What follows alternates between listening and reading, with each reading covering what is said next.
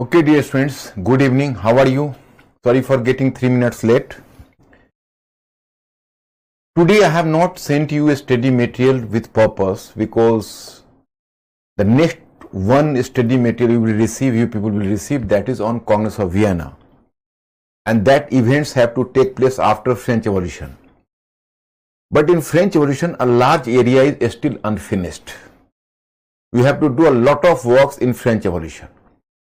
But my friends, I am confident about the fact that you people may follow my formula. My formula is to underline the changes. First of all, you have gone through ancient world, then medieval world, then the rise of modern West. After rise of modern West, then you have entered into the second stage of the ideological evolution of Europe, and that is Enlightenment. How did you work in Enlightenment? You know, the scholars of 18th century,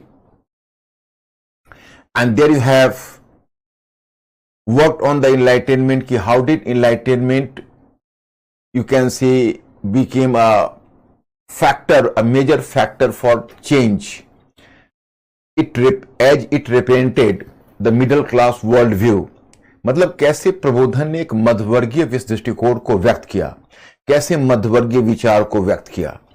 And you know, as the ideas, the middle class world view was not considered by the power that be, means ki monarchy, church and aristocratic class. So American War of Independence or American Revolution occurred. And now the question arises, American War of Independence, previously I have discussed this topic with you people, whether it was simply a war of independence or a revolution as well. जिसको आप हम American क्रांति कहते हैं, वो American क्रांति केवल स्वतंत्रता आंदोलन था या क्रांति भी थी. तो हमें पता चला कि it was middle class revolution as well, यह एक मध्यवर्गीय क्रांति थी, क्योंकि जो डिमांड मध्यवर्ग के द्वारा इनलाइटनमेंट में उठाया गया था वही अमेरिकन क्रांति के रूप में व्यक्त हुई थी. Are you recalling the thing कि it was not merely a coincidence that the year of 1776 became the very momentous year in the history of America and the world, because on the same fateful year the American War of Independence took place at that time, and on the same year you find that there was the publication of the famous text Wealth of Nations by Adam Smith. और अगर मैं कहूं कि American revolution and wealth of Nations में कुछ points of similarity है, आई am just asking one question from you people, whether you people are going to underline this a specific point or not. Is there any sort of continuation, any sort of identical view, any sort of complicity between the text Wealth of Nations and American Revolution of 1776, and both have occurred on the same fateful year of 1776? Is there any point of similarity between the two? My friends, I am just putting a question to you people. Please, you people have to respond sharply. I have been waiting for your answer.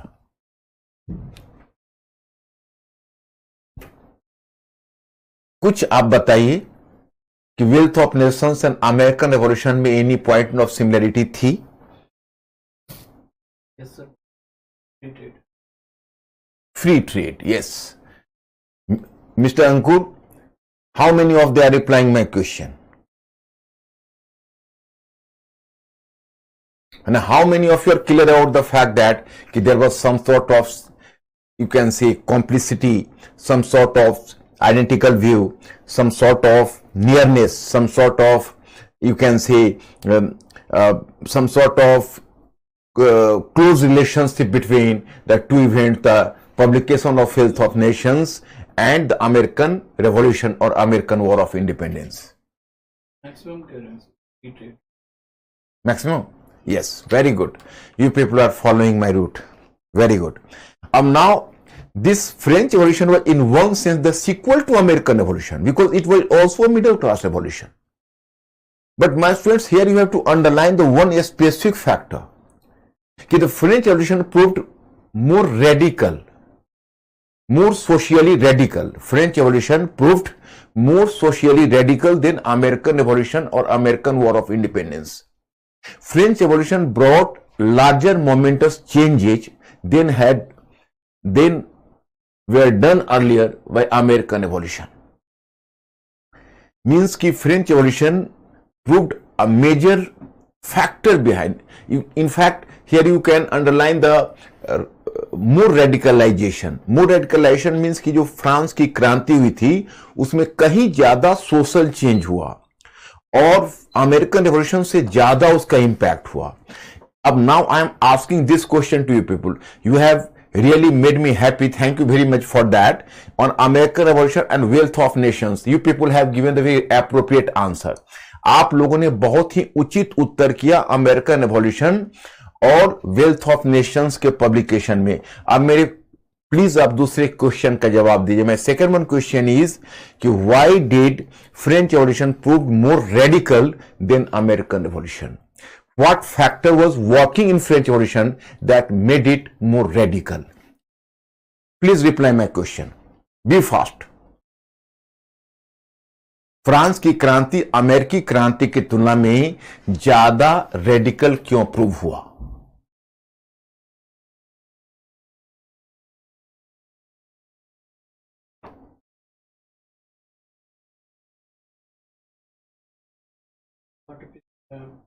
Participation. Maximum? Maximum?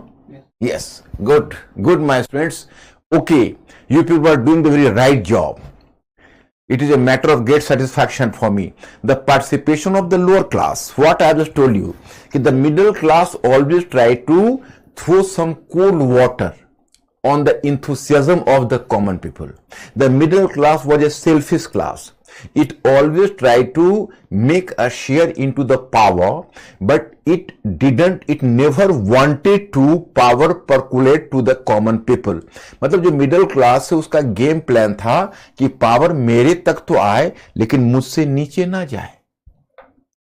इसलिए middle class हमेशा revolution को रोक कर रखना चाहता है. In course of the American revolution you will come to realize कि the middle class leadership didn't allow the lower class to, you can say, cross their limit or cross the limit put by the middle class leadership. Whenever in course of the American Revolution, some unemployed people, some workers, they just try to show their some sort of social radicalism. So very cleverly and very tactfully, the middle class leadership did the social engineering. The middle class leadership didn't allow the lower class movement to resurface, and it has very successfully put the control over the lower class movement. तो मैंने आपको यह बताना चाहा कि जो middle class leadership है वो सेल्फिश होता है, सेल्फ सेंटर्ड होता है, वो लोअर क्लास को अलाउड नहीं किया. लेकिन in French Revolution, right from the time of the tennis court, you can say that revolution was saved by the mob of Paris, and it was in course of the mob of Paris, my friends. I am now come to the topic. That's why whenever the revolution started from the tennis court, you people know. So from the tennis court, the revolution occurred and the revolution took place. The revolution, the revolution occurred in different phases. So in tennis court, you will just come to realize that this revolution, in different phases, the revolution occurred, and here I have to mention about the phases. That is the first phase, we have already discussed with you people the first phase, and the first phase, the phase of constitutional monarchy, you people know, 1789 to 92, and during this phase, in fact, the middle class leadership remained to be dominant. The middle class leadership है dominant रहा, and put the control over the lower class. But even the lower class could have some imprint over the revolution. मतलब कि उसमें क्या है कि जब revolution जब टेनिस कोर्ट से चला तो उसमें थर्ड स्टेट के लोग थे. थर्ड स्टेट कोई मोनोलिथिक क्लास नहीं था, आप जानते हो. उसमें मिडिल क्लास भी थे और लोअर क्लास भी थे, के लोग भी थे. तो middle class leadership led the movement, but lower class maintained some pressure over the middle class leadership. That's why here and during this period, some important decisions were taken and some important events took place. For example, you can say on the decline of Bastille, on 14th July 1789. It was slightly radical, and then occurred the abolition of feudalism on 4th August 1789. But how tactfully the middle class leadership saved the property rights from the lower class, And then on 26th August 1789, the Declaration of Rights of Men and Citizen, मतलब किस तरह से नागरिक एवं व्यक्तियों नागरिक के अधिकारों की घोषणा हुई। यहां भी मिडिल क्लास लीडरशिप ने क्या चालाकी दिखाई, बड़ी चालाकी से अपने प्रॉपर्टी राइट्स और बाकी राइट्स को बचा लिया, और लोअर क्लास को राइट टू वर्क नहीं दिया, राइट टू फूड नहीं दिया, ये सब चीजें उसने उस डिक्लेरेशन में नहीं दिया था, आपको याद होगा। Then in 1791 there was the framing of a new constitution. Even in this constitution, you can say limited franchise was introduced and the property criteria was fixed. You people may be aware. And then finally, but there appeared the second one phase. I have discussed the second one phase previously. Second phase, and that is 1792 to 94. What is the name of the phase? The phase of radical republicanism. And during this period, my students, there was the rise of the radical party like Girondists and Jacobians. Jacobians were more articulate, So Jacobians brought the second revolution, and the king was, you can say, the king's palace was thundered, and then king was arrested along with queen, and finally they were put to death. France was declared to be republic. But it was during this period, कि a war erupted between France and Europe. इसी समय मैंने आपको बताया था France और Europe के बीच एक युद्ध छिड़ गया। And then I have quoted the famous quotation of David Thomson कि what was a revolution in France that took place that occurred in the form, what was the revolution in France that took the form of a war in Europe, and then through this war revolution spread to Europe as well. अब देखो French के soldiers के साथ जो France के revolution का ideas है पूरे यूरोप में फैलता हुआ चला जाएगा। आप लोगों को पीछे से लिंक करते रहना है। You people are advise to develop an integrated approach की कैसे आप सिर्फ एक इंडिविजुअल टॉपिक को नहीं देख रहे हो माय स्टूडेंट्स, आप एक ओवरऑल चेंजेस को देख रहे हो। So you people have to be careful about the changes कि how the changes are going on. So the second one phase I have told you कि then finally it was the Jacobean party which was ruling the roost, and Jacobean party finally eliminated Girondists as well and captured the power. So Jacobean terror in the history of France in June 1793 to 1794. Then I have quoted a personality. His name was what? He was Robespierre. So here I am just making you familiar with Robespierre, This is Robespierre. Maximilien Robespierre, he was the dictator. He used to make the statement कि now power is lying in a single person, and that is in me. And in quite surprisingly, this Robespierre, you can say, just imposed this one-man dictatorship in France in the form of Reign of Terror in June 1793, and it was in the name of Rousseau कि I am just reflecting the general will. मतलब according to Robespierre was making the claim कि I am representing the general will. मैं सभी की इच्छा का मैंने general यानी सामान्य इच्छा को मैं व्यक्त करता हूं, यह रॉस्पियर का दावा था। और यह dictatorship 1 year chala. In June 1794, finally, there was Thermidorian reaction, which I have already discussed with you. And with the Thermidorian reaction, finally, this government declined. So there will start the third phase. And it was on this point, I have made you clear.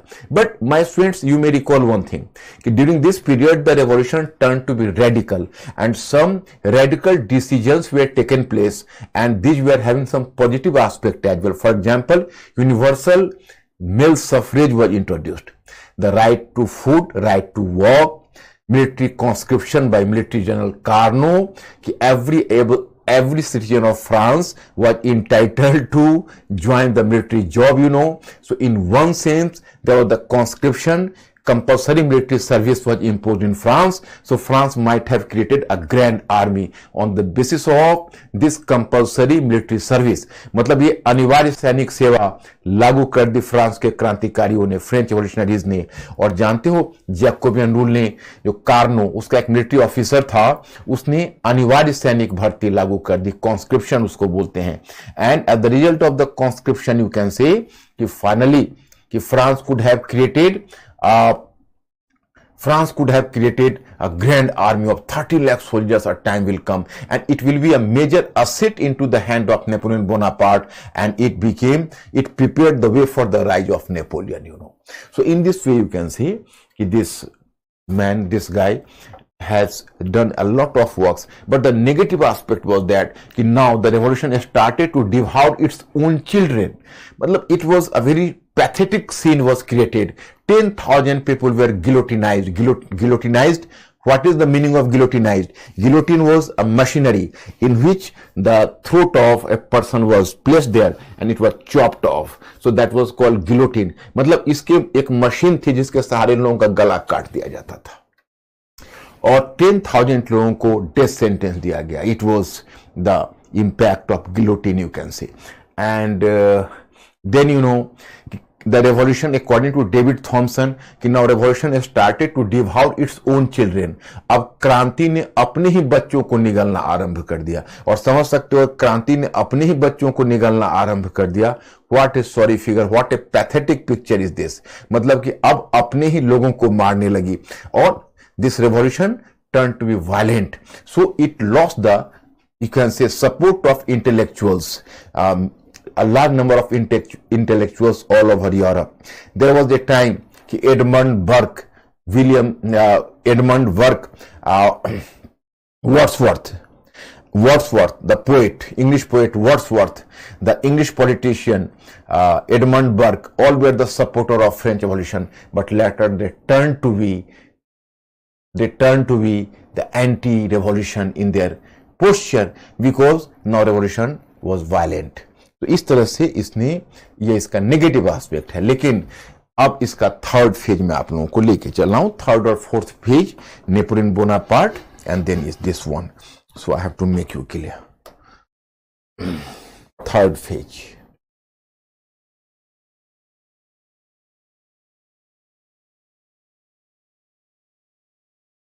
Third page, 1794 to 99. 1794 to 99. This was the third phase. What was the name of this phase? Do you know? The phase of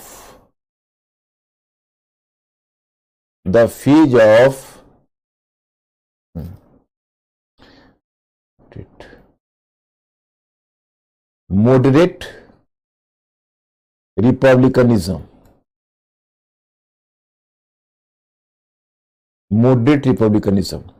This phase was called the phase of moderate republicanism. That phase was a phase of radical republicanism. This phase was the phase of moderate republicanism. Up from viewpoint of class equation, you have to observe. During the first phase, the revolution started, so leadership was into the hand of the middle class. The lower class simply created the pressure. During the second phase, the revolution was hijacked by lower class leadership itself, so revolution turned to be radical. In the third phase, once again, the revolution was, you can say, recaptured by the middle class leadership.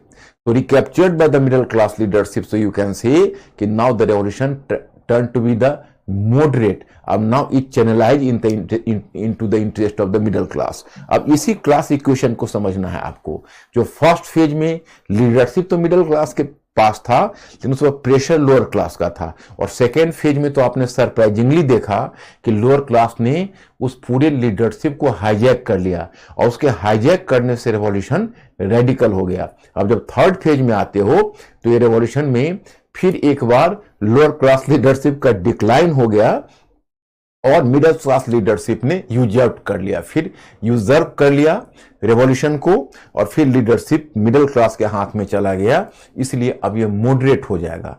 अब आपके मन में curiosity होगी, so I have to discuss with you this curiosity कि why did the lower class leadership after getting such an opportunity, how did this leadership miss the bus? Why did this leadership why did this leadership not why did this leadership fail to achieve its objective, and very soon the leadership declined? What was the reason behind that? Reason यह है कि first reason, be mentally alert. Whenever, this is my code word, whenever I am using the term be mentally alert, it means it is a code word. If I am just going to ask you this thing, why this leadership did so, you will simply answer my question. The first thing, at this turn of history, the lower class leadership or the lower class was not so much organized, not so much powerful as to lead the revolution in totality.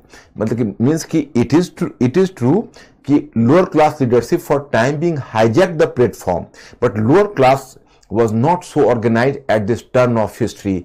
It would be possible only after industrial revolution. So we are just waiting for industrial revolution and the rise of Karl Marx in future. You people have to be mentally alert. The first thing, मतलब इतिहास के इस मोड़ पर अभी निम्न वर्ग इतना संगठित और शक्तिशाली नहीं था कि पूरे रेवोल्यूशन पर नियंत्रण बना पाता।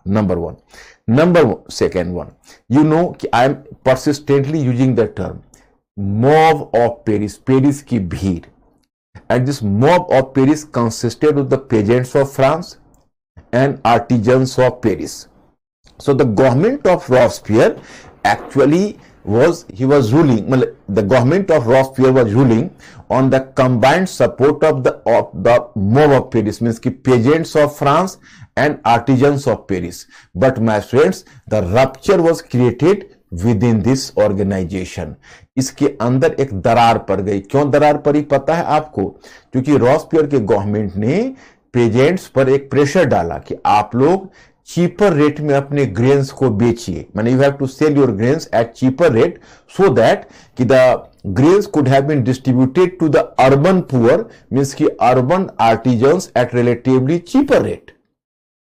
So it created cleavage between the peasants and artisans, because the peasants were not going to incur the loss for the sake of artisans, and that's why you know as this rupture was created between the two, so the government of Robespierre declined.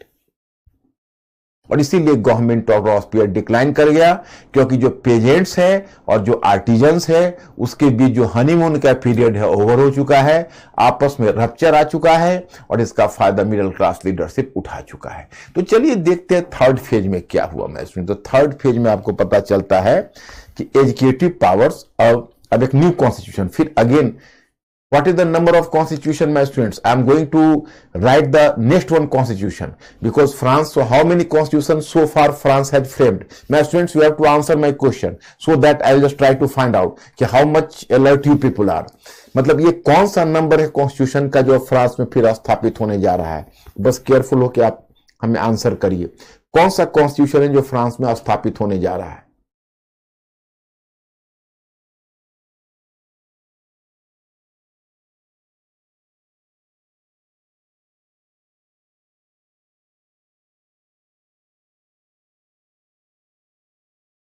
Mr. Ankur, which is the number of constitution I am going to mention? 3, right? You people are mentally alert. Thank you very much. Actually, he is working as a bridge, and I just want to make this class more and more communicative, you know. So that's why I am enlisting your reaction. So I come to realize that you people are mentally alert, and that is a matter of great happiness for me. देखो, पहला constitution 1791 में, second one constitution Jacobin rule, and third constitution, this is third constitution. एंड ये third constitution कितने में आया पता है आपको? This third constitution in 1795. अब इस कॉन्स्टिट्यूशन में, अब कोई भी कॉन्स्टिट्यूशन होता है उसमें एक क्या होता है? एग्जीक्यूटिव पावर, एग्जीक्यूटिव पावर, आप जानते हो एग्जीक्यूटिव पावर किस में है? 5 डायरेक्टर्स में, 5 डायरेक्टर्स में। अब you can ask me the question कि in Jacobin rule the executive powers were lying in home, मतलब कि जो जैकोबियन रूल था उसमें एग्जीक्यूटिव पावर किसमें इंश्राइंड था, किसमें वेस्टेड था? तो जब आप देखोगे जैकोबियन रूल था उसमें एग्जीक्यूटिव पावर डिफरेंट कमिटीज में वेस्टेड था। Executive powers were vested in different committees, but here you know in the third phase, that is in 1795, on the basis of third constitution, the executive powers were vested in 5 directors, you know. And do you know, so that's why it is called the rule by directory. This phase was ruled by directory, matlab 5 directors were ruling. And legislative power, here I have to inform you कि in earlier 2 constitutions the legislative body was unicameral. The legislative body remained to be unicameral, मतलब जो legislative body होती थी उसमें एक सदन होता था, एक सदन को बोलते हैं unicameral. But now a new legislative body was created, it was bicameral, मतलब इसमें 2 सदन थे। एक मतलब अब नाम याद रखने की आवश्यकता नहीं है, I am recalling, but you people should not recall the name. One is the Council of 500 and another was the Council of Elders. The first was the Council of Elders and second one was the Council of 500. But leave it. A bicameral legislative power was just in bicameral. Means ki, why bicameral, you know? Because at the time of taking lesson from the Jacobean terror, this decision was taken. Why? Because at the time of Jacobean rule, it was realized that, you may recall, in the first constitution in 1791, there was the unicameral legislature. Again, under the Jacobean rule, on the basis of second constitution, as well, a unicameral legislature. And due to the unicameral legislature, you know, a single one party, Jacobean party, might have prevailed on assembly. So taking or learning the lesson from the failure, now the constitution maker or the middle class leadership came to realize that better to introduce a bicameral legislature so that a single one party should not dominate in, though you can say a single one party should not dominate both the bodies simultaneously. Even if a party will have the majority in the one you can say chamber, so at least it should not get majority in both the chambers simultaneously. मतलब कि उसको लगा कि भाई चलो अब इसमें क्या होगा कि एक पार्टी को अगर हम रूल देते हैं तो किसी एक ही चैम्बर में उसकी बढ़त होगी, दोनों चैम्बर पर प्रिवेल नहीं करेगा. So this rule were prevailing in France. And one important thing here I have to inform you, in fact there was the separation of power. Separation of power means the 5 directors have to be elected by the people directly. They could not be elected by the legislature. In fact, the 5 directors, they were directly elected by the people as just like the American president, you know, and there was the separation of power between executive and legislative body. And here, this constitution maker was very conscious about the fact that a single one party should not prevail on the government. But once the constitution tried to discourage a political party, but it prepared the way for the rise of an individual, and this individual was Napoleon Bonaparte. मतलब मैंने आपको बताया कि जो ये संविधान के निर्माता थे वो इस बात के प्रति सावधान थे कि देखो भाई, सरकार पर, गवर्नमेंट पर कोई सिंगल वन पार्टी को हावी नहीं होना चाहिए. खैर, single one party Jacobin party से सबक लेकर सिंगल वन पार्टी को हावी होने से तो रोक दिया, लेकिन इसका फायदा एक व्यक्ति ने उठाया और उस व्यक्ति का नाम था नेपोलियन बोनापार्ट. सो अब now I am just talking about Napoleon. Now time has come, you have to talk about Napoleon.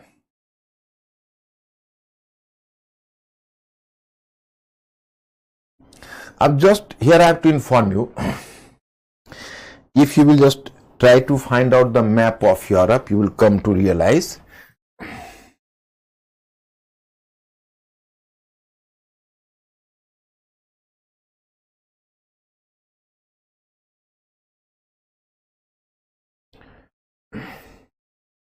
Just देखो, ये this is France. This one that is visible in your copy, that is Corsica. I have to inform you, that is Corsica. Corsica was an island, and earlier the Corsica, it was the part of Italy in one sense. Corsica was the part of Italy, but just before the rise of Napoleon Bonaparte, you know, the Corsica already became the part of France, and Napoleon was born in an elite in a noble family in Corsica Island. But as Corsica became the part of France, or Corsica was annexed by France, so technically Napoleon became a French citizen, and it gave opportunity to Napoleon to rise in France. अब देखो, Napoleon यहीं से था, एक aristocratic family से था. He was coming from an aristocratic family, but he was simply aristocratic in name, as his family was already impoverished. It was in poor condition, and in a very childhood his life was struggling, and he started his study in France as he was a French citizen, and he joined a French military academy, military school, and after passing out military school, then he joined a military academy, and he exclusively, or you can say he got a specialization in artillery, and he assimilated the latest technique of warfare while, you can say, learning in a military school. You know, he assimilated the latest technique of warfare, and he was very talented man. He was, after taking a degree from this college, this academy, and then he was just offered a job of a second lieutenant, and this Napoleon Bonaparte started his career as a second lieutenant. You know, मतलब after जब उसने उस academy को पास किया, तो उसके बाद उसको एक जॉब ऑफर हुआ सेकेंड लेफ्टिनेंट का, और सेकेंड लेफ्टिनेंट के पद पर उसने ज्वाइन किया. यहीं से उसका कैरियर शुरू हुआ. अब Napoleon got the career for the fact that because basically he was actually a war was going on between France and Europe.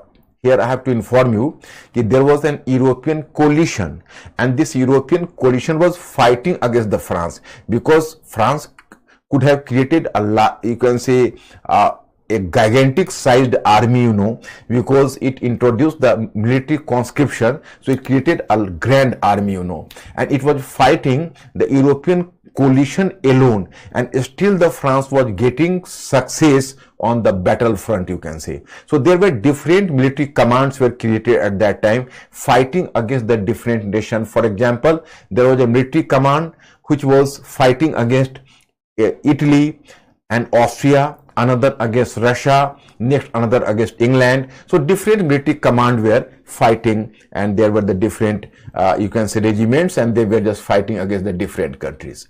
So earlier you can say, in fact, Napoleon Bonaparte was gracing the post of his second lieutenant, you know, but he caught up the attention of the directors by dint of his talent, because there was a revolt of ex-Jacobians at a place in France. The name of the the name of this place was Toulon. अब उस नाम से आपको नहीं ये करना है, आपको सम टोटल आपको ध्यान रखना है कि एक्चुअली हुआ था फ्रांस में कि पुराने जो जैकोबियंस थे, अरे ठीक है, जैकोबियंस का रूल फिनिश हो गया था, उनका रूल समाप्त हो गया था, लेकिन इधर उधर जैकोबियन आइडियोलॉजी वाले तो घूम रहे थे, तो वैसे ही लोग गैदर होके एक रिवोल्ट कर दिया. और किसके अगेंस्ट में रिवोल्ट कर दिया? तो गवर्नमेंट के अगेंस्ट में. और एक जगह था, उस जगह का नाम था तूला या कोई जगह होगी, वहां पर रिवोल्ट किया. So the government assigned Napoleon Bonaparte to suppress the revolt, और Napoleon very successfully suppress the revolt. So here the Napoleon caught up the attention of directors. So by dint of his talent, he got a very, you can say, responsible post, and now he had to lead a military command fighting against Italy and Austria.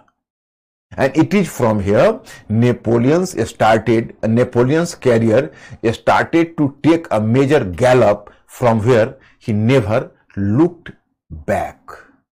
यहीं से Napoleon का career आगे बढ़ता गया. पहले उसने Italy को defeat किया, पराजित किया, और तब ऑस्ट्रिया को पराजित किया. After a war, from the behalf of being a French officer, French commander, he defeated Austria. And in Austria, my friends, you are recalling, in Spain and Austria, the very prestigious dynasty, although the dynasty, it is true, its power declined, but still it was a prestigious dynasty in Europe, and what was the name of the dynasty, So name of the dynasty was the Habsburg dynasty. You people are well aware. So Napoleon defeated Austria. This is the Austrian Empire. Here I have to inform you. So once the Napoleon defeated Austria, so after defeating it, and then after defeating Austria, he was given the chance by Austrian Emperor Francis II to sit together in Austrian palace. And he could sign a treaty of Campi Formio while sitting in Austrian palace. It was a great moment in the life of Napoleon, a military general who could have sat together with one of the most prestigious dynasties and one of the most prestigious king from a prestigious dynasty, and that was in Austria, and sitting together or signed the treaty. And my friend, do you know, later he was offered the Austrian princess for marriage, and he got married with Austrian princess. And do you know, he got a male child from this family. So he used to make a claim and used to make a statement कि at least my son is half Habsburg. मतलब Napoleon का बेटा आगे उसी Austrian princess से हुई, तो Napoleon गर्व से कहा करता था कि अब मेरा बेटा कम से कम हाफ हैब्सबर्ग है, माने हैब्सबर्ग डायनेस्टी से है, माने हैब्सबर्ग डायनेस्टी का नाती है. He was the maternal grandson from this Habsburg dynasty. अब थोड़ा मैं नेपोलियन का फेस आपको दिखा देता हूं रॉसपियर की तरह.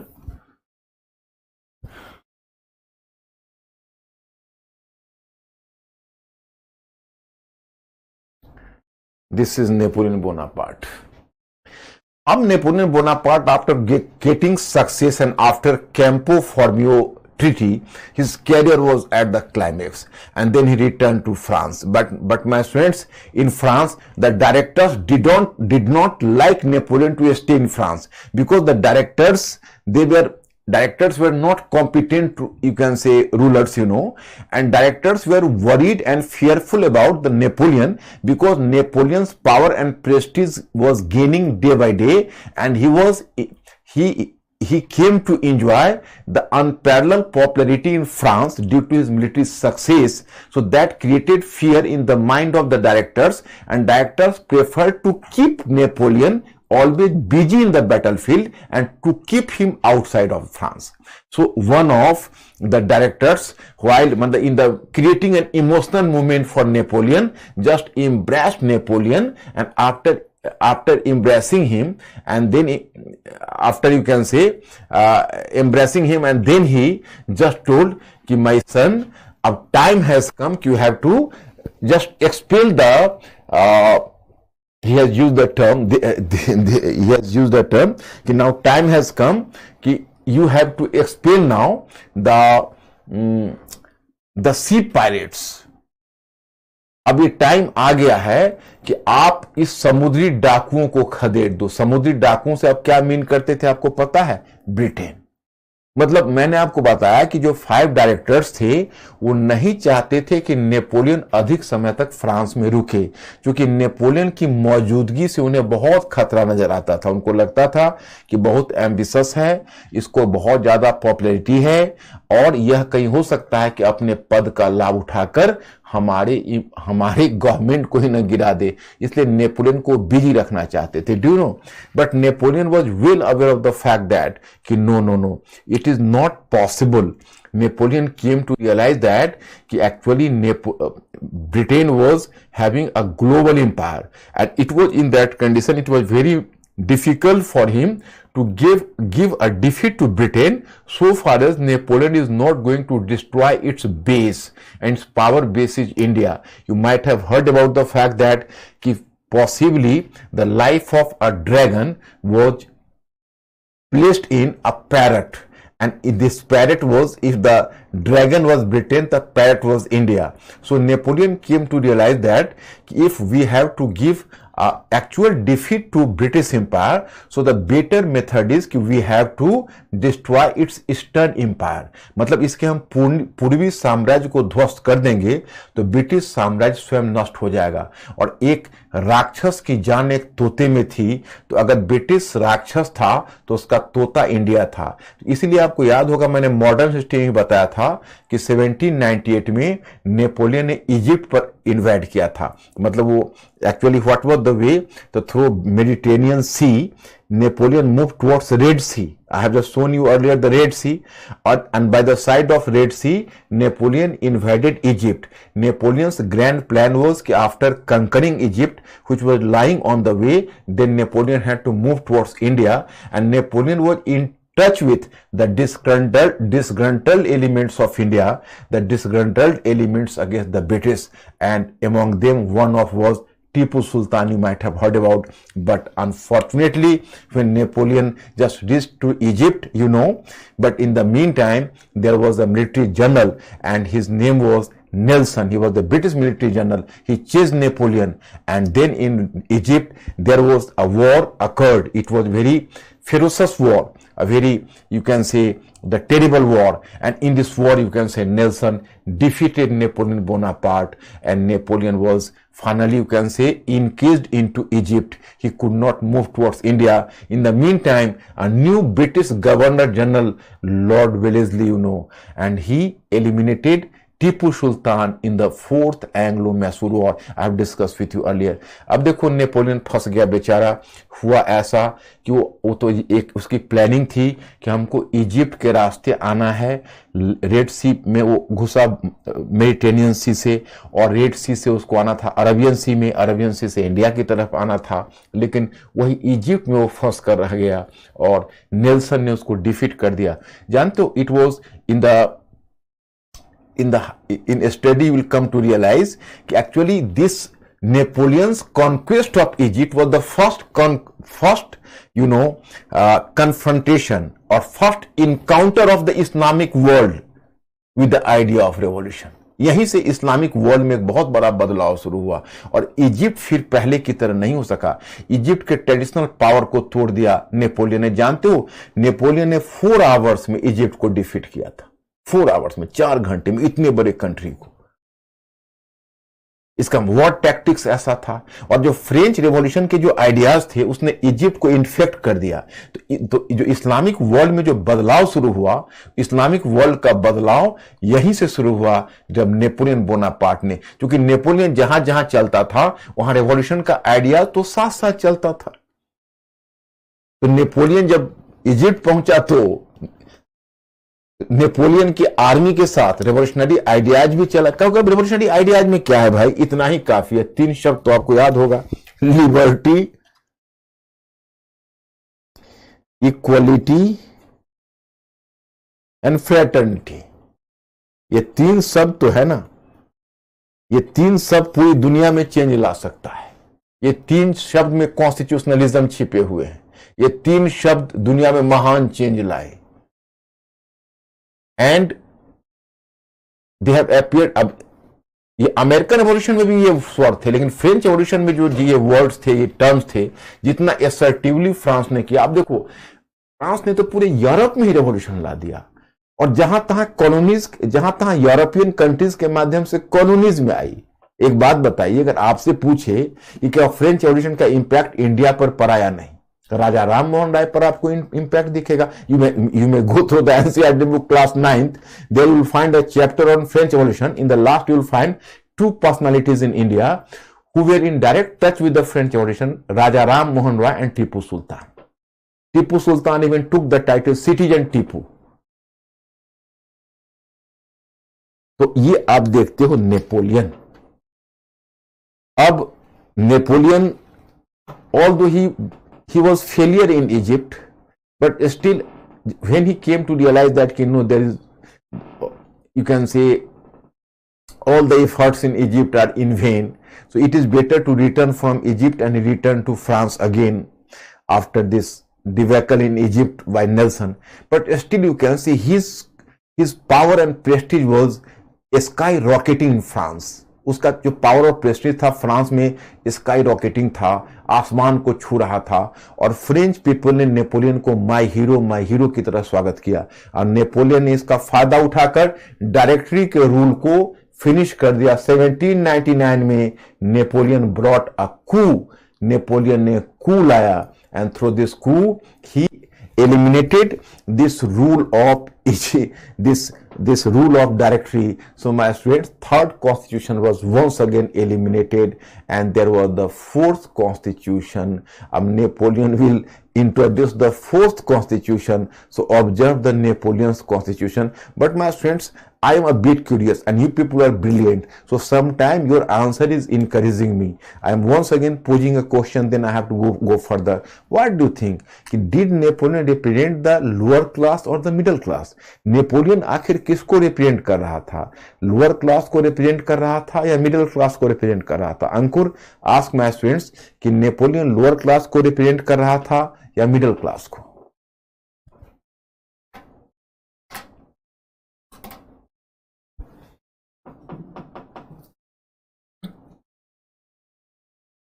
Be fast.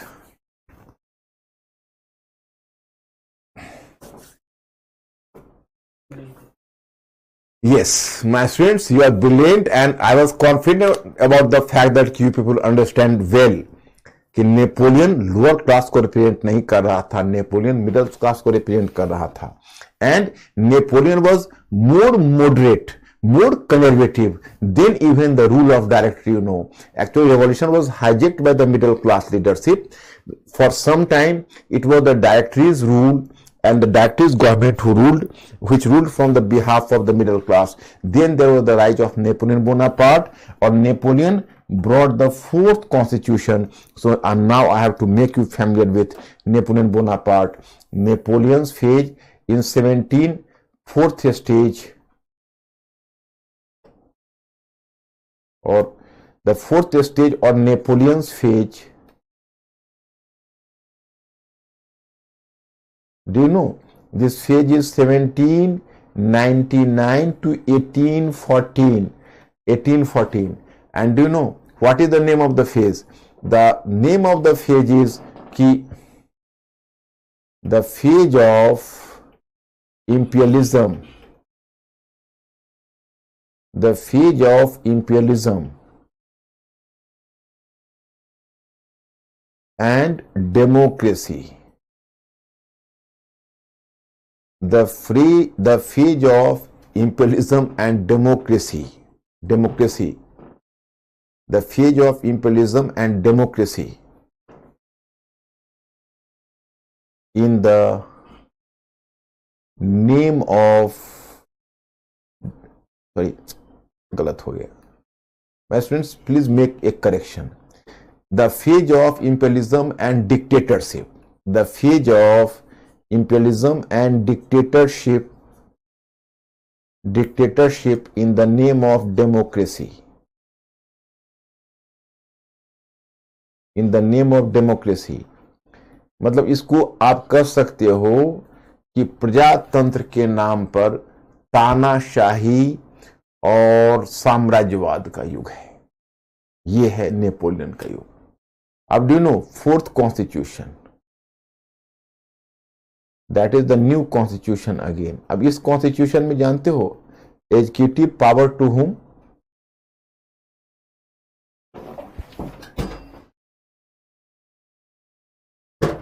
In this constitution, executive power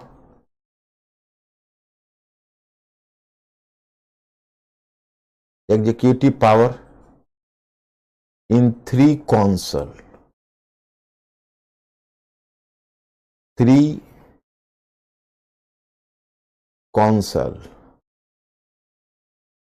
councils you can say. तो 3 कौंसल थे, 3 कौंसल में एग्जीक्यूटिव पावर दे दिया. एंड लेजिस्लेटिव पावर या लेजिस्लेचर, अब ये 3 चैम्बर है. पहले 1 chamber, next one second 1 chamber, next one third 1 chamber. So total chamber is 3 chamber. उसके बाद नेपोलियन इस समय यूरोप से वॉर कर रहा है.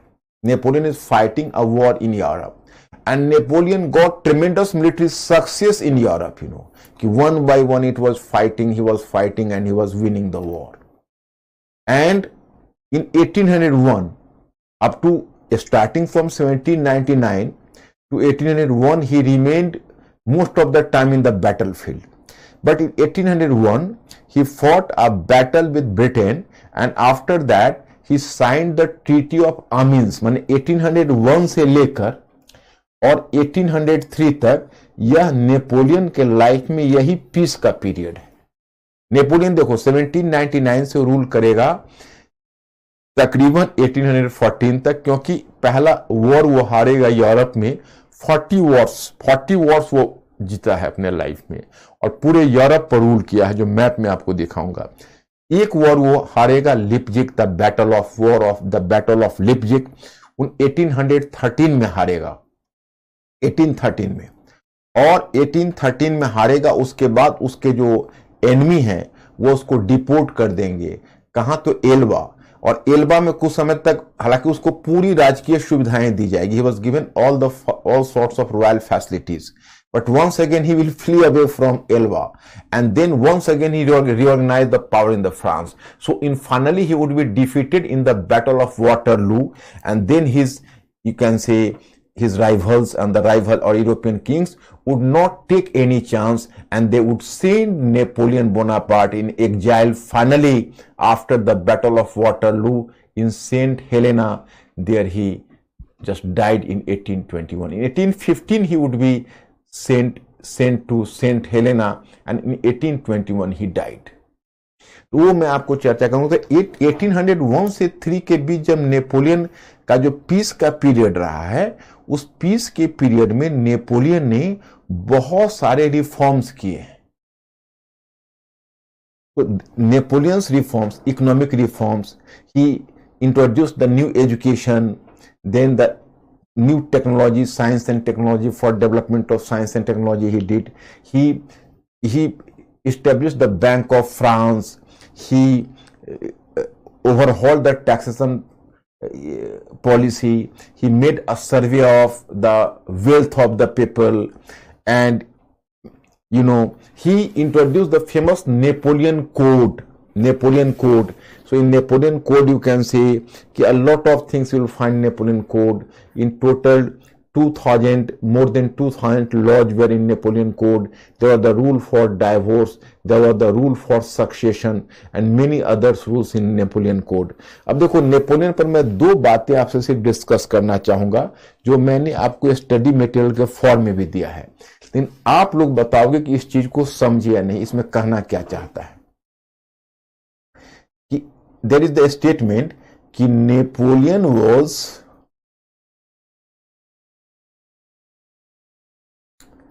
the child of revolution.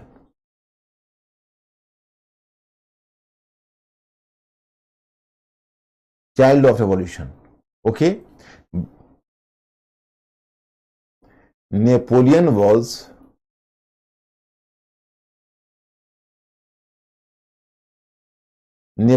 the killer of revolution. I have given the 2 statements. One statement was that Napoleon was the child of the revolution, and the second one statement was Napoleon was the killer of revolution. So my students, please tell me with which statement you agree, first or second. My question is, Mr. Ankur, ask my students. There are 2 statements. Napoleon was the child of revolution, one statement, and Napoleon was the killer of revolution. That is the second one statement. You agree with which statement, the first statement or the second statement? Please inform me.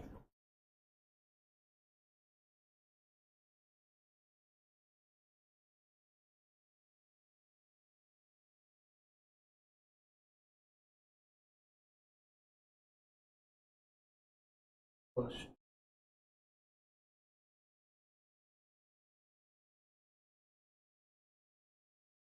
Even second.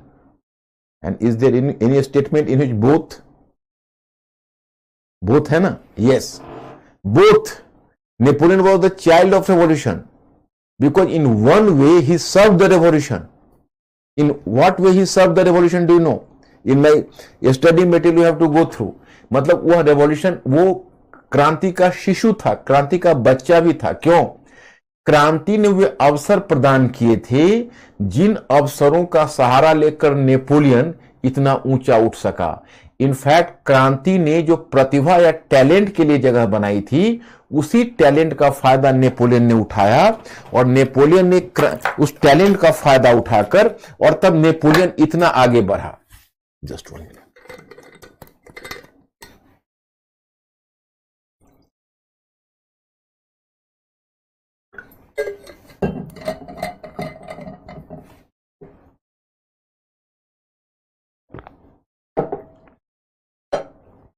देखिए, Napoleon को फायदा मिला talent का बहुत ज्यादा, और वो talent उसने रेवोल्यूशन ने ही टैलेंट के लिए रास्ता खोला, तब नेपोलियन जैसे लोग आगे बढ़ सके. So my students, in fact the revolution created the favourable situation for the rise of a talent like Napoleon. So in this way Napoleon was the child of revolution. First thing. Second thing, Napoleon preserved the certain ideals of revolution. For example, you know कि Napoleon promoted, in fact here you come to know कि Napoleon, you will just come to know कि he nourished the certain ideas of revolution. In fact, the revolution abolished the feudalism. Napoleon also, you can say, maintained it. Napoleon opened the gate for the talent in the government job without any discrimination. So that was the ideal of revolution. Napoleon created the Bank of France and made the survey of the whole property. He worked for the equality of the people. That was the ideal of revolution. मतलब कि आपको मैंने अपने material में भी दे दिया है कि नेपोलियन ने ऐसे बहुत सारे काम किए जो रेवोल्यूशन के आइडियल्स के अनुकूल था. लेकिन आपको सेकेंड वन हाफ में यह पाना है, नेपोलियन दोनों चीजें आपको लेकर चलनी है. लेकिन नेपोलियन ने बहुत सारे ऐसे काम भी किए जो रेवोल्यूशन के आइडियल्स के विपरीत था. जैसे मैं उदाहरण बताता हूं. पहली चीज तो नेपोलियन ने क्या किया, तो लिबर्टी को क्रश किया. He just established a secret police, eliminated his enemy, he ban political party. Some critic even try to prove that कि Napoleon could have created an standard for modern dictator like Mussolini and Hitler. Napoleon ने एक तरह से अपने political party को ban करना, changes को रोकना, ये सब उसके जो आगे चलकर जो बाकी डिक्टेटर थे उसके लिए नेपोलियन एक आइडियल फिगर बन गया. And second one thing, you might have gone through that कि Napoleon in 1799 he brought a coup. He, you can say, abolished the directories rule and then he established his own rule through a coup. एक सैनिक तख्ता पलट किया उसने. And he created the post of 3 consuls. He himself became the first consul for 10 years in 1882. Later he declared himself to be the first consul for whole life. मतलब पहले वो अपने आप को 10 इयर्स के लिए फर्स्ट कॉन्सल घोषित किया, फिर उसने अपने आप को फर्स्ट कॉन्सल होल लाइफ के लिए घोषित किया, और फिर आप जानते हो क्या किया उसने, फिर उसने 1804 में अपने आप को फ्रेंच इंपीरियर घोषित कर दिया. और जानते हो बहुत प्राउडली उसने कहा कि मैंने फ्रांस के राज मुकुट को, मैंने I have found the French crown lying on the earth. The French people put it took this crown in their hand and put on my head. मतलब उसने कहा कि देखो, मतलब फ्रांस के राज मुकुट को हमने धूल में परा पाया और फ्रांस की जनता ने इसको अपने हाथ से उठाकर मेरे सिर पर रख दिया. और in this way he once again revived the monarchy, but this monarchy was on popular support. And after conducting plebiscite एक बहुत ही अच्छी चीज है. नेपोलियन अच्छी चीज क्या, एक डिक्टेटर का मेथड है, पॉपुलिस्ट मेजर है कि हम पार्लियामेंट को नहीं मानते, हम पीपुल्स को मानते हैं. प्लेबिसाइट कहते हैं जनमत संग्रह. Napoleon conducted plebiscite, and through plebiscite he could have enlisted the support for his government and then the popular support ले लिया। तो एक तरह से उसने तो रेवोल्यूशन को, इतना ही नहीं, जब फ्रांस से बाहर वो गया यूरोप में, तो वहां पर भी लोगों के पावर को क्रश किया। वहां पर भी तुम देखोगे एक तरह से बहुत सारे क्षेत्रों से रिसोर्सेस का दोहन किया। रिसोर्सेस का मतलब है कि जहां वो जाता था उस क्षेत्र को जीतता था, वहां के रिसोर्सेस का दोहन करता था। मैं एक उदाहरण आपको बताता हूं, आप मुझे बताना कि आप इसको समझ पाए या नहीं।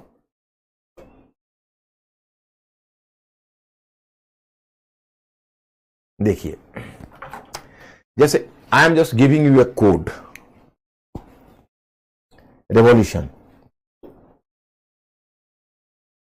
मैं एक कोड बताता हूं आपको। अब रेवोल्यूशन को हम 4 स्टेज में बांटते हैं। पहला आप जो 4 स्टेज मैंने आपको पहले बताया है, so I am giving you just in percentage the 4 stage. Revolutionary radicalism, radicalism का मतलब है मूल परिवर्तनवाद, रेडिकलिज्म। देखो, जैसे फर्स्ट स्टेज,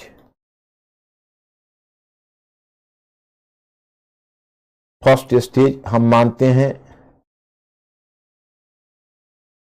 60%, 60%। दूसरा मानते हैं 100%, तीसरा मानते हैं 50% और चौथा मानते हैं 40%। और ये है यूरोप। यूरोप मैं अभी समझाता हूं, you have not to get fearful, आपको वरीड नहीं होना। पहले मैं हटता हूं फिर आप समझ जाओ। देखो, मैं मानता हूं कि यह रेवोल्यूशन है, इसमें एक रेडिकल एलिमेंट्स है, मतलब जो रेवोल्यूशन जो मूल परिवर्तनवाद पर बल देता है। तो आप याद करो, जो फर्स्ट फेज में 60% मैंने इसलिए दिया कि लीडरशिप मिडिल क्लास के हाथ, leadership is into the hand of the middle class, but there was the pressure of the lower class, so middle class had to accept certain reforms. So that's why during the first phase, I have exclusively given here the percentage of 60%. But my student, in the second one phase, you can say that as the revolution was hijacked by lower class, so as the revolution was hijacked the lower class, you can say that now this revolution might have moved towards the 100%. ये 100% move कर गया, 100% radical हो गया। मतलब इसने एकदम universal male suffrage को, right to work, right to food, एकदम रेडिकल प्रोग्राम ला दिया। लेफ्टिज्म क्या, military conscription. But in third phase, in directories rule, you can say that is after thermodynamic reaction, once again its radicalism declined to 50%, and Napoleon Bonaparte further divested it from the radicalism. Napoleon ने बड़ी चालाकी से इस revolution को military glory and nationalism की तरफ मोड़ दिया। मतलब उसने मिलिट्री ग्लोरी एंड नेशनलिज्म की तरफ, Napoleon just you can say diverted whole revolution to national glory, to military glory and nationalism. उसने इसका कैरेक्टर ही चेंज कर दिया। तो ये 40% पर है। अब एक बात देखो, यूरोप उस समय 0% पर है। अब जिस समय फ्रेंच रेवोल्यूशन चला था उस समय मान लो फ्रेंच रेवोल्यूशन के को तुम मान लो 100% का, जैसे रीजनिंग आप करते हो, just like a reasoning, 100% French revolution को दो जो सेकेंड फेज का है। लेकिन नेपोलियन में उस रेडिकल एलिमेंट्स को कम करके 40% कर दो। तो 60% नेपोलियन ने जो उसके रेडिकल एलिमेंट्स को कम किया, वो नेपोलियन को इस रेवोल्यूशन का किलर बनाता है। और 40% आइडियल्स को लेकर वह चला तो वह उसको नेपोलियन का चाइल्ड बनाता है। तो चाइल्ड भी है और किलर भी है। 60% उसके रेडिकलिज्म को किल कर दिया, 40% रेडिकलिज्म को यूरोप में फैलाया, इसलिए वो बन गया चाइल्ड ऑफ रेवोल्यूशन भी और किलर ऑफ रेवोल्यूशन भी। एंड अब नेपोलियन यूरोप के लिए रेवोल्यूशनरी है या रेवोल्यूशन का एनिमी है? यूरोप के लिए रेवोल्यूशनरी इसलिए है कि यूरोप उस समय 0% पर है, और नेपोलियन जो फ्रेंच रेवोल्यूशन को लेकर 40% यूरोप में जाता है। So Napoleon for European people, Napoleon was just like a Jacobin, क्योंकि नेपोलियन के माध्यम से जो फ्रेंच रेवोल्यूशन है उसका आइडियल्स यूरोप में फैल जाता है।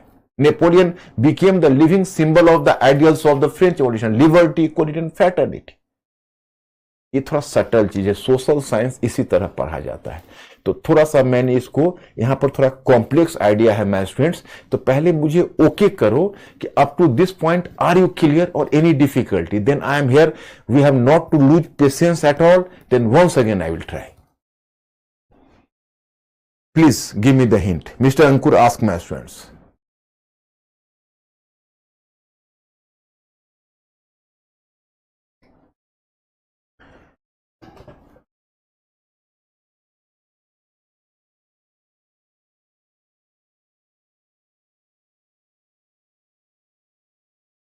ये बोल Napoleon is the child as well as the killer. Likewise, you can say that Napoleon tried to link the old France with new France. New France means the revolutionary France, and old France with the France of the Louis rulers, the Bourbon rulers. So actually, the revolutionary France was more radical. For example, Jacobins created revolution and made revolution more radical. But those monarchy, French monarchs, so they just try to, you can say, check the radicalism of the revolution. तो इसलिए तुम देखोगे कि जो France के जो पुराने monarchs थे वो तो आप जानते हो कि तो ट्रेडिशन को रिप्रेजेंट करते थे, और फ्रांस का जो खासकर जो जैकोबियन एरा था वो बहुत रेडिकल था। तो नेपोलियन ने क्या किया, उन दोनों के बीच एक ब्रिज लाया, ओल्ड फ्रांस और न्यू फ्रांस को जोड़ा। तो नेपोलियन बेसिकली मिडिल क्लास का रिप्रेजेंटेटिव है। वो रेवोल्यूशन को कि कुछ आइडियल्स को तो बचाता है और कुछ आइडियल्स को खुद ही क्रश कर देता है। लिबर्टी को क्रश कर देता है, इक्वलिटी को अपने ढंग से डिफाइन करता है। उसके लिए equality means the equal opportunity for all but not the equality of all. तो नेपोलियन इस तरह से इस मिडल एक स्टेज में है, और यही नेपोलियन को आपको देखना है। अब मैं इसको बताने के बाद तब यूरोप और नेपोलियन के संबंधों को बताऊंगा और नेपोलियन के डिक्लाइन को बताऊंगा। I have to teach you the decline of Napoleon, the relationship between Napoleon Bonaparte and Europe. Mr. Ankur, any question from my student side? बच्चे कह रहे सर परसेंटेज वाला समझ। ये परसेंटेज तुम लोग रीजनिंग में पढ़ते होगे ना बच्चे, ये परसेंटेज वाला थोड़ा कॉम्प्लेक्स आइडियाज है। अब पता नहीं, मैं तो हो सकता है कि मैंने तुमको बेतु का आइडिया दिया हो, लेकिन मैं रीजनिंग में जैसे देखते हो, जैसे तुम रीजनिंग में पढ़ते होगे, अगर टेबल चेयर है तो बोतल क्या है, ऐसे करके क्वेश्चन पढ़ते होगे, तो उसी तरह से समझ लो। अगर मान लीजिए कि रेवोल्यूशन का जो सबसे क्लाइमेक्स फेज है, जिसको आप जैकोबियन फेज कहते हो, उसमें तो सबसे ज्यादा चेंज हुआ है, तो उसको 100% मान लेते हैं और उसी को हम रेवोल्यूशन का स्टैंडर्ड मान लेते हैं। तो नेपोलियन ने रेवोल्यूशन को बढ़ाया या कम किया? तो कम किया। अगर वो 100% है तो नेपोलियन उसको 40% पर ला दिया। तो 60% जो कम किया नेपोलियन ने, तो वो नेपोलियन को काउंटर रेवोल्यूशनरी बनाता है, वो नेपोलियन को रेवोल्यूशन का किलर बनाता है। यार तुमने 60% रेवोल्यूशन को किल कर दिया तो रेवोल्यूशन के किलर बन गए।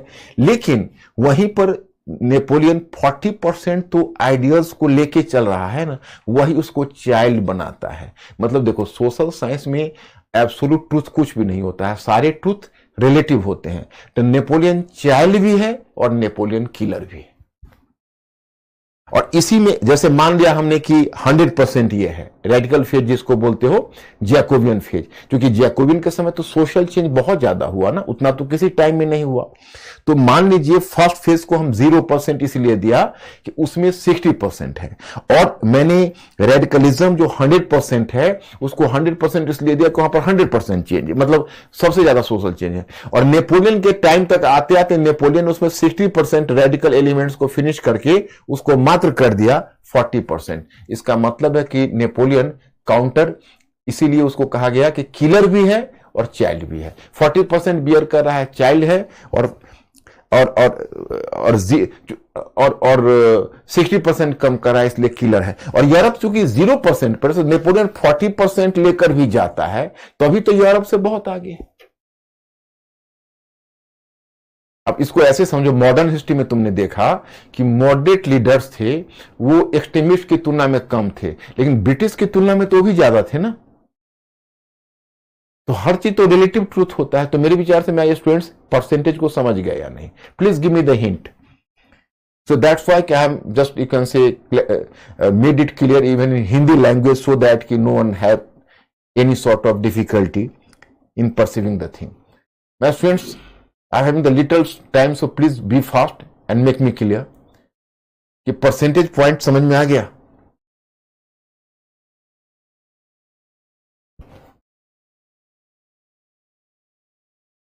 Okay, yes. अब देखो, Also, explain little bit about treaty of Amiens. Treaty of Amiens, actually France was fighting a battle with European coalitions, and European coalition was at that time led by Britain. मतलब जो Britain है ना, वो European collision को lead कर रहा था, और कोलिशन का मतलब था गठबंधन, कई देश मिलकर लड़ रहे थे। तो ब्रिटेन सबसे तगड़ा था उसमें, तो फ्रांस का उसमें बहुत ही वॉर होता था। तो 1801 में फ्रांस और ब्रिटेन में, ब्रिटेन देखो, ब्रिटेन को इस बात का प्राउड है, मैंने ब्रिटेन को इस बात का प्राइड है, और कह सकते हो एरोगेंस भी है, और सच्चाई भी है कि ब्रिटेन हारा नहीं कभी, ना नेपोलियन से हारा, ना आगे हिटलर से हारा।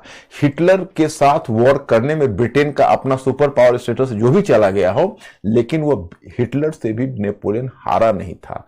It was a very plus point, sorry, Britain नहीं हारा था। और तो यहां पर तुम देखोगे कि ब्रिटेन हारा नहीं है, लेकिन अब दोनों लड़ते लड़ते थक गए, तो अंत में दोनों ने तय किया, बोथ डिसाइडेड कि we have to sign a treaty. So they finally sign the treaty of Amiens, so that is called the Amiens treaty in 1801। So between 1801 to 1803 the treaty of Amiens was signed.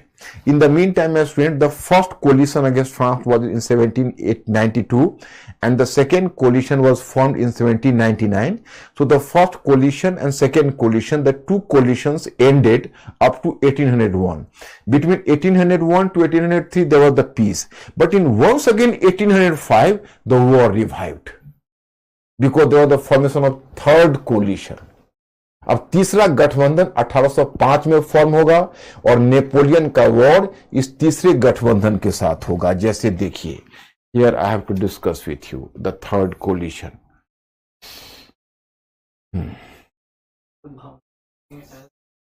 Napoleon also represent major middle class view. Then why it is necessary to abolish third constitution? नहीं, actually Napoleon was, हाँ भावना, actually Napoleon tried to put the major control over the revolution. Actually, in the third phase, it's your question is right.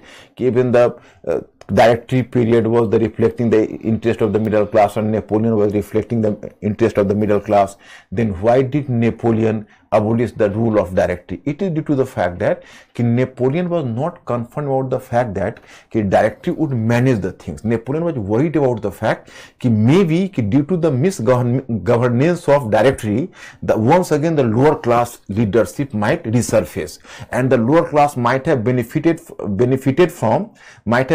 from this misgovernance of the Directory, and once again the lower class might have captured the power. Napoleon को डर था कि जिस तरह का मिसगवर्नेंस हो रहा है, उसमें कहीं ऐसा ना हो कि लोअर क्लास फिर पावर पर कब्जा कर ले। उस चाह कि हम सिस्टम को इतना मजबूत बना दे मिडिल क्लास के इंटरेस्ट में, इसलिए नेपोलियन ने फिर चेंज ला के और फोर्थ स्टेज पर उसको ला दिया, और उसमें उसने कहा कि चलो हम लोगों का रेवोल्यूशन पर से ध्यान हटा ही देते हैं। एक बात तो तुम लोग गौर करते हो, इलेक्शन के समय भी अगर आप इंटरनल बातों से ध्यान हटाना चाहते हो तो एक्सटर्नल पर डाल दो। तो नेपोलियन ने देखा कि फ्रांस की जनता को लिबर्टी इक्वलिटी से, अगर चूंकि अब जैकोबियन रूल ने लिबर्टी इक्वलिटी का बहुत ज्यादा प्रचार, लिबर्टी तो नहीं इक्वलिटी का बहुत ज्यादा प्रचार कर दिया था, और French evolutionary liberty equality fraternity की बात कर रहे थे, और नेपोलियन को देना नहीं था। नेपोलियन तो चाहता था कि मिडिल क्लास को पावर मिले। तो नेपोलियन ने क्या किया? He diverted the revolution from internal to external front. In what way? So he converted the revolution from the slogan of liberty, equality and fraternity to military glory and nationalism. मतलब जब Napoleon की सेना जब Europe को crush कर रही थी, तो यूरोप के लोग अपने हीरो के तारीफ में मग्न थे, वो भूल गए लिबर्टी, सॉरी फ्रांस के लोग अपने हीरो के तारीफ में मग्न थे, वो भूल गए लिबर्टी इक्वलिटी का ख्वाब, क्योंकि उसने पूरे रेवोल्यूशन को ही हाईजैक कर लिया Napoleon. It was the case. और in 1805 में, Mr. Ankur, should I go further? अब देखो, here I have to inform you. Just 1 minute. Map of Europe.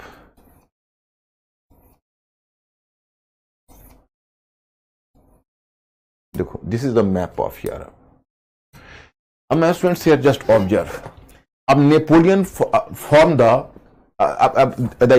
actually it was the time 1885, there was the formation of the third coalition, you know.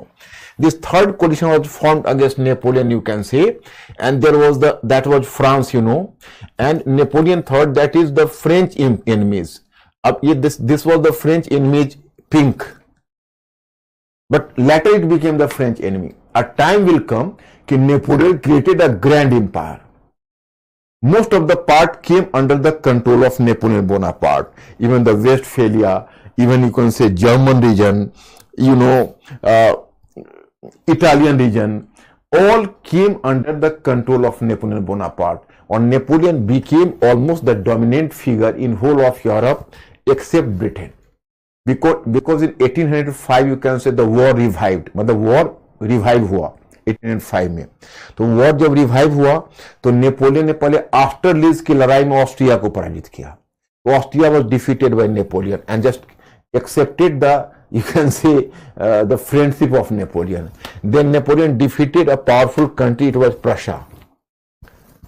This was the French allies. Even Prussia turned to be the French allies. And Napoleon defeated Prussia in the Battle of Jena. Battle का नाम आपको नहीं याद करना। 1806 में उसने Prussia को भी डिफीट कर दिया।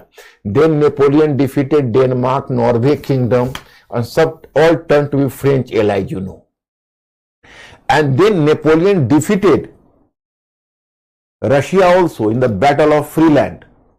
अभी तो पिंक है, अभी पिंक रहने दो, लेकिन एक टाइम था 1807 में रूस को भी उसने फ्रीलैंड के वॉर में हरा दिया और रूस के साथ उसने टिलसिट की ट्रीटी की। कौन सी संधि? टिलसिट। ये बड़ा इंपॉर्टेंट ट्रीटी है माय स्टूडेंट्स, इसको ध्यान रखना है। Treaty of Tilsit, treaty of Tilsit, Napoleon, treaty of Tilsit. Napoleon ने टिलसिट की ट्रीटी की, किसके साथ? रूस के साथ 1807 में। और ट्रीटी जो टिलसिट की ट्रीटी हुई थी, I have to inform you कि रूस का जो इंपेरर था उसको जार बोलते थे। जैसे कभी कभी तुम देखोगे व्लादिमीर पुतिन के लिए लिखा रहता है new czar, CZAR, czar. That was a title for Russian monarch. So Louis, actually Napoleon could sit together in a boat with Tsar Alexander the First, who was Russian emperor, and both signed the Treaty of Tilsit. And after the Treaty of Tilsit, the Napoleon's power was just skyrocketing now in Europe. Do you know? Russia made Napoleon, Russia accepted Napoleon and the emperor of West मतलब Western Europe. And in return, Napoleon accepted Tsar Alexander the First as the emperor of the East. It accepted the emperor of the West. He accepted the emperor of the Eastern Europe, you know. So in this way, both accepted. And my students, later हम आपको second world war जब cover करेंगे तो आपसे अपेक्षा करेंगे कि आपको इस बात का पता हो। इन सेकेंड वर्ल्ड वॉर में I have to make you clear कि सेकेंड वर्ल्ड वॉर में मैं आपको बताऊंगा कि देखो, इसी तरह की ट्रीटी रूस के प्रधान स्टालिन और हिटलर में, जर्मन प्रधान हिटलर में हुई थी, नो एग्रेशन पैक्ट, जो अभी टिलसिट की ट्रीटी रशियन मोनार्क और नेपोलियन बोनापार्ट में हो रहा है। एंड जब 1807 में जब अब नेपोलियन का पावर जब पूरे यूरोप में आ गया, अब एक ही कंट्री, देखो ये पिंक तो बाद में हुआ है ना, बाद में रशिया अगेंस्ट में गया है, स्वीडन भी बाद में अगेंस्ट में गया है। पहले सभी या तो नेपोलियन के अंतर्गत थे, डायरेक्ट कंट्रोल में थे, या नेपोलियन के, देखो यहां पर है फ्रेंच सैटेलाइट्स, इधर देखो जर्मनी सैटेलाइट्स था, grand duchy of Warsaw satellite था, मतलब ये जो पोलैंड है वो सैटेलाइट था, बाकी सारे कंट्री सैटेलाइट था। कितने का नाम मैं आपको बताऊं, ये सारे कंट्री क्या थे? सैटेलाइट कंट्री थे। सैटेलाइट का मतलब होता है अधीन, यानी उपग्रह, उसको सैटेलाइट को बोलते हैं, तो अधीन कंट्री थे। तो पूरे डोमिनेंस यूरोप में नेपोलियन का था। एक केवल ब्रिटेन से नेपोलियन अभी तक नहीं कंकर कर सका था। It was a matter of sadness for Napoleon कि Napoleon could never defeat Britain. So that's why you can say, in order to destroy the economic empire of Britain, do you know? So Napoleon introduced a system. You people might have studied about this model or system, that is continental system. Continental system is a new method of economic warfare launched by Napoleon against Britain. What was the economic warfare? So in Berlin Declaration of 1806, Berlin means in Germany, and in Berlin means Prussia, the capital of Prussia, and Milan Declaration, Milan means Italy, in 1807, Napoleon introduced a system, continental system. Do you know what was the continental system? Napoleon did not allow any British ship to anchor on the port of either the port of France और the port of any friendly country of France. अब देखो, Britain के business को ठप करने के लिए Napoleon ने एक चाल चली कि चलो कॉन्टिनेंटल सिस्टम लगाते हैं।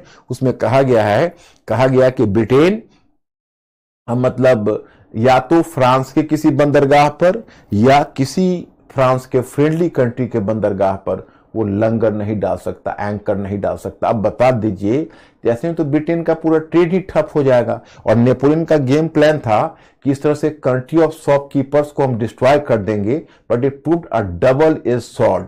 ये एक दुधारी तलवार सिद्ध हुआ, जितना ब्रिटेन को डैमेज नहीं किया उससे ज्यादा नेपोलियन को डैमेज कर गया। माय स्टूडेंट्स, लेकिन today I could not finish it because it was after all a complicated topic, and I am having the dual job of teaching you in English and Hindi both, so that is slightly more time taking and I am not having way out। अगर मैं यहाँ fast in करूँ तो आपकी समझ में नहीं आएगा, और आपकी समझ और क्वालिटी के साथ मुझे कोई कॉम्प्रोमाइज नहीं करना, इसलिए आज मैं यहीं रुक रहा हूँ। I will continue and tomorrow possibly it will be finished, and tomorrow I will send you a new study material। Thank you very much। I will see you tomorrow।